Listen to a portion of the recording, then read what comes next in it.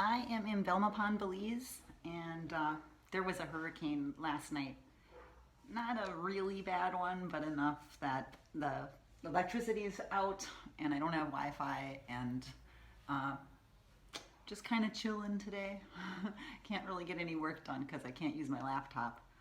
So I thought I should take this time to make a record of an experience that I had recently because it's really special. And I know that I'm really lucky that I was able to participate. So I want to talk about,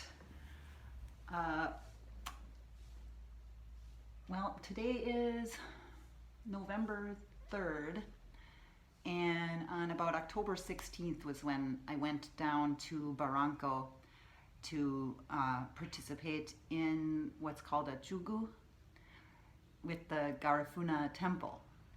And so in Barranco, Belize, the predominant cultural group is the indigenous Garifuna people.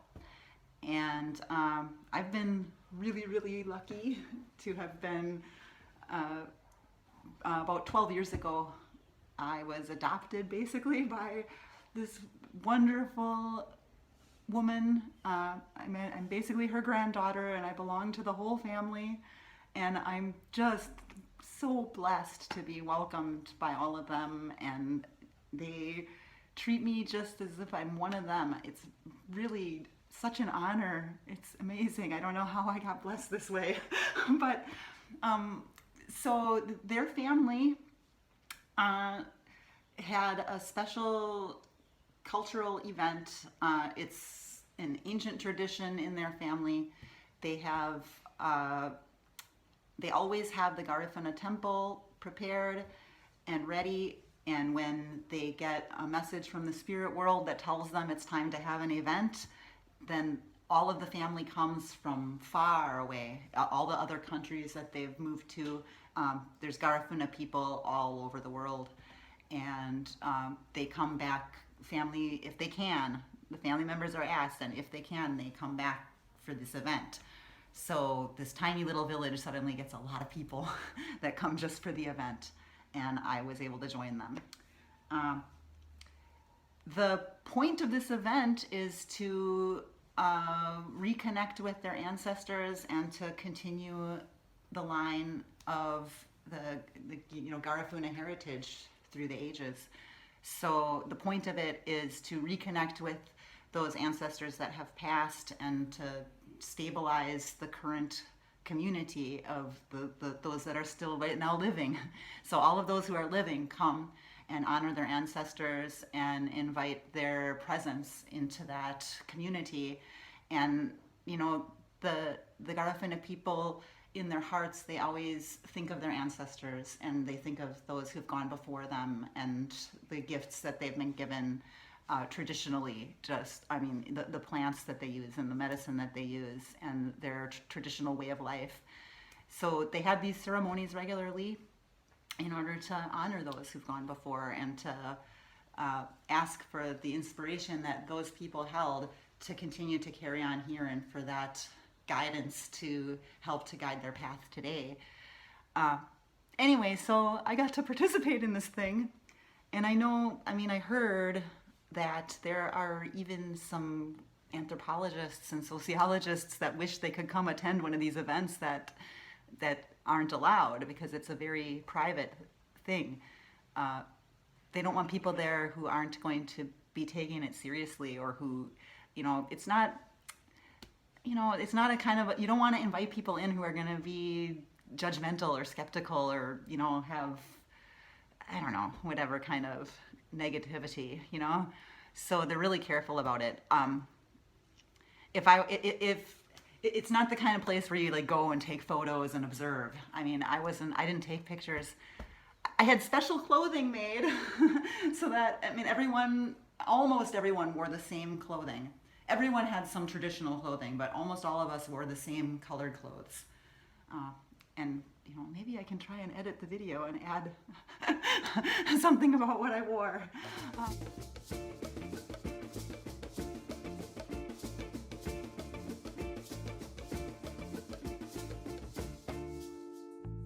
get a lot of photos though, because I even in everyday life, I feel like I have a choice to either participate and be present in the moment that I'm experiencing, or place myself on the outside and take photos of what's happening. I have a really hard time, participating and taking photos. It just seems like I have to pick one or the other. So I wouldn't take photos anyway, but in general, they don't want people to come in there and take video and photos as if it's a spectacle, because this event isn't happening for observers. The event is happening for, it's a solemn occasion. It has deep spiritual meaning. So it's not something that's taken lightly. It's not a show.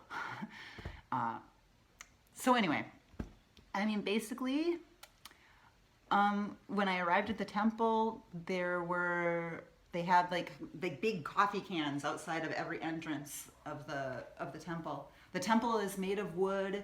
It has like a thatch roof. It's one big wide open area, and there's another small hut built off the side for kitchen things.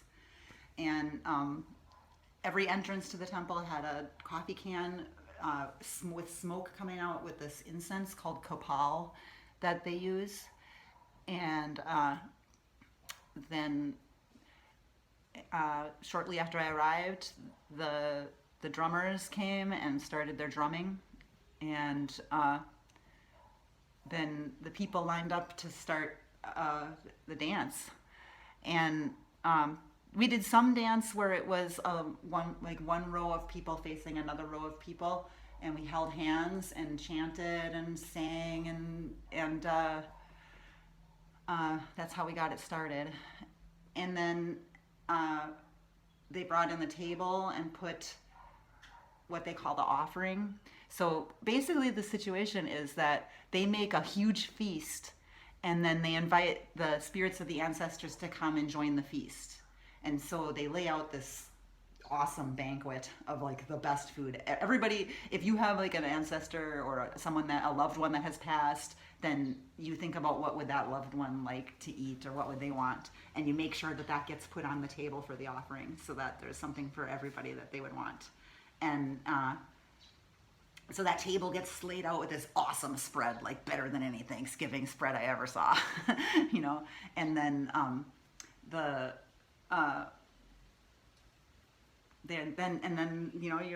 inviting the ancestors to come and join you, and then I don't know what happened next. It's hard to, as just an observer, I'm sure I missed some things, so I'm just gonna share like what I saw and what I experienced. Because we went in and out of the temple. I didn't stay in there the whole time. After the food was laid out, then I went out to find food. So instead of eating what they had there, because the biggest main ingredient of their meal was roast pig, and I don't eat pork. So I just I ate some of what they had there, but I went off and found myself a chicken dinner and had something else to eat, and then I came back later. So then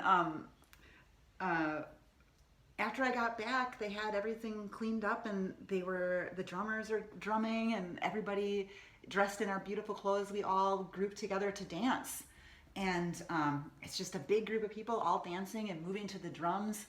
The closest I can even come to explaining how it was like, it was kind of like when I went to the Grateful Dead shows back in the day.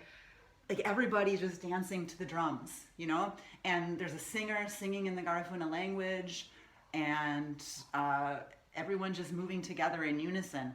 It was different from a Grateful Dead show, because at a Grateful Dead show, everybody's kind of dancing to their own beat, and when you're dancing to the drums as a big group, at a secular show, everyone was just everyone just kind of moves to their own beat. But in this environment, we all moved in unison. We were all moving together, and everyone watches those around them to kind of like stay in the flow.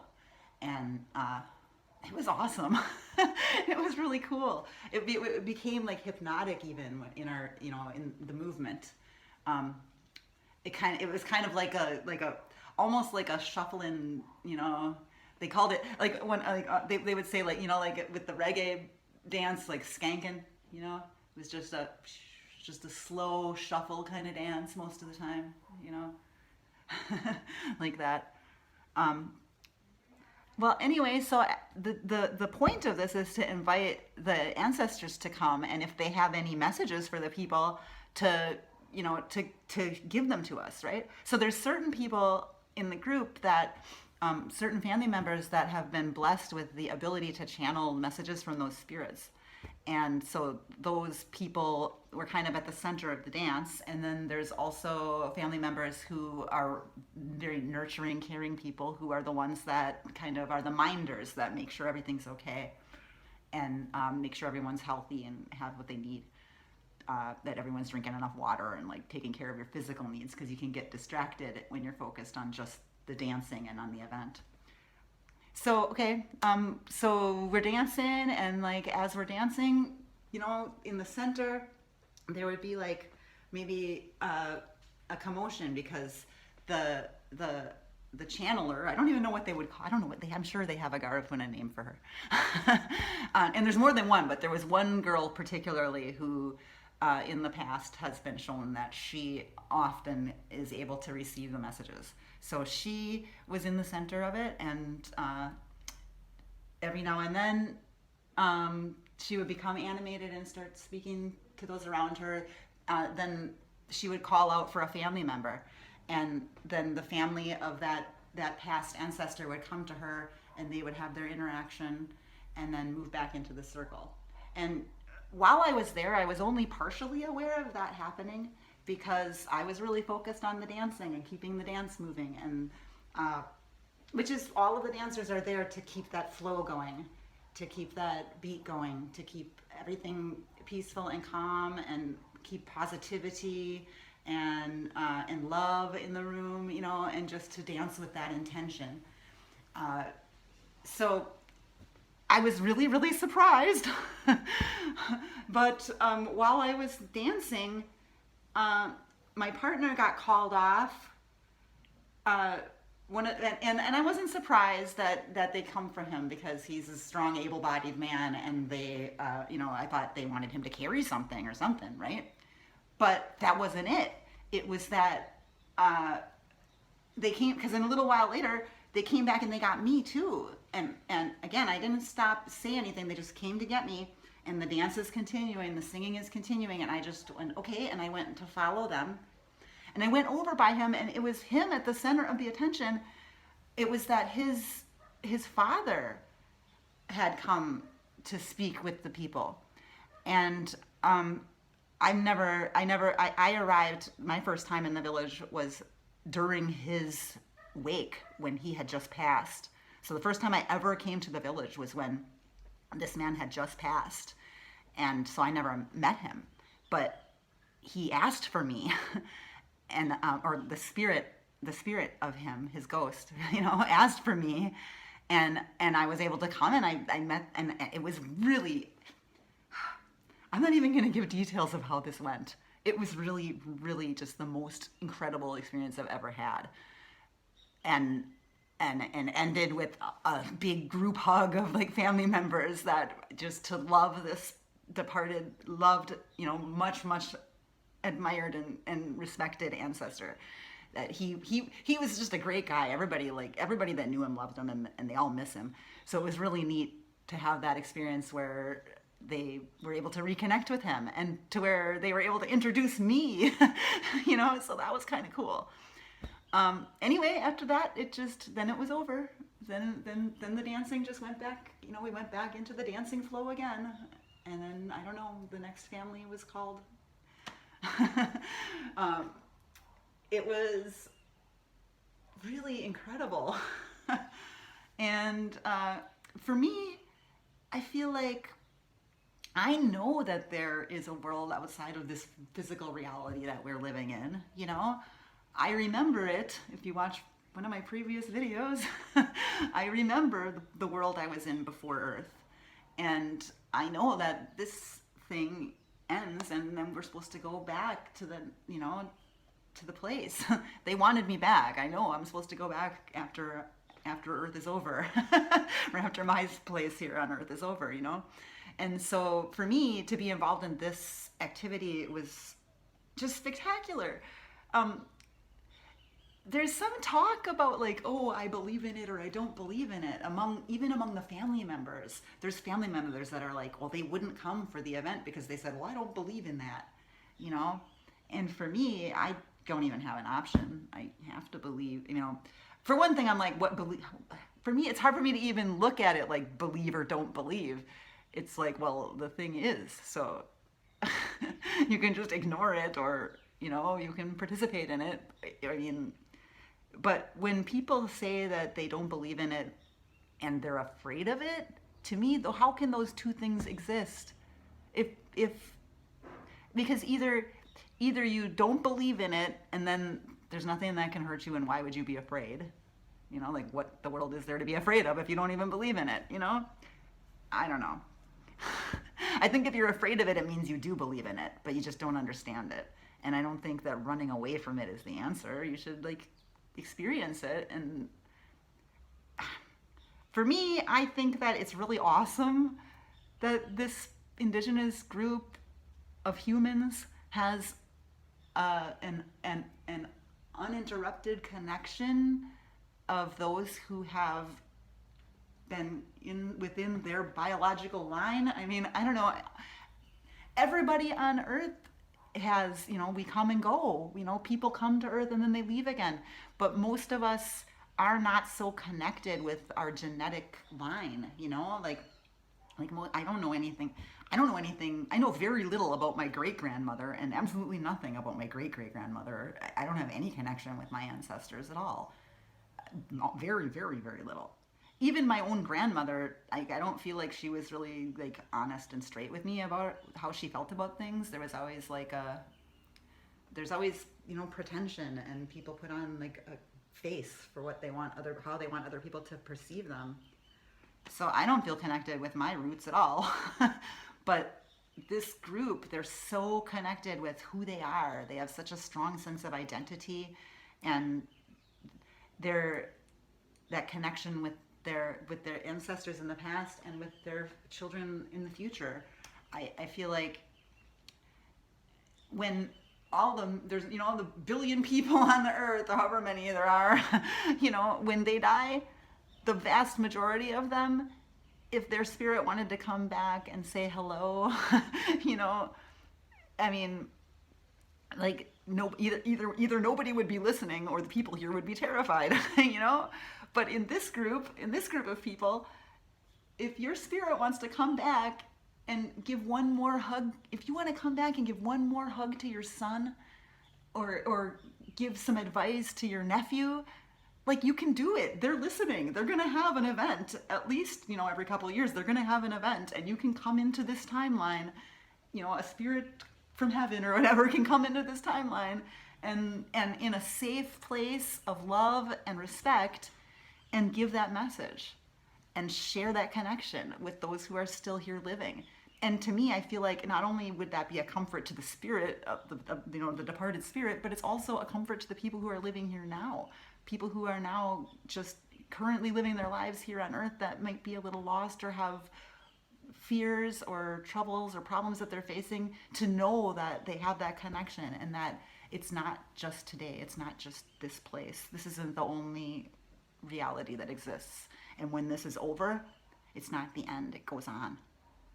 And for me, it was a beautiful experience to be welcomed and be present there in this place where they are acknowledging it's an acknowledgement of who we are and where we are now, and it's a call back to where humanity has been in the past and hope for the future. It was like this place of, I don't know, just peace and harmony and stability for me. And after it was over, the spiritual leaders who ran the whole event had their prayer and connection, you know, like communication again with the spirits on the other side to hear how did they feel, how did it go. And the report we got back was that everything went really well. the offering was accepted by the ancestors. They were happy with how things went at the event, and they're grateful for what the family is doing on Earth right now. So it was a positive result. So that was cool too. All right. I don't really have anything more to say. I just want to make sure I kept a record of this event, and while my thoughts are fresh on what happened, I had to say something. All right. Thanks.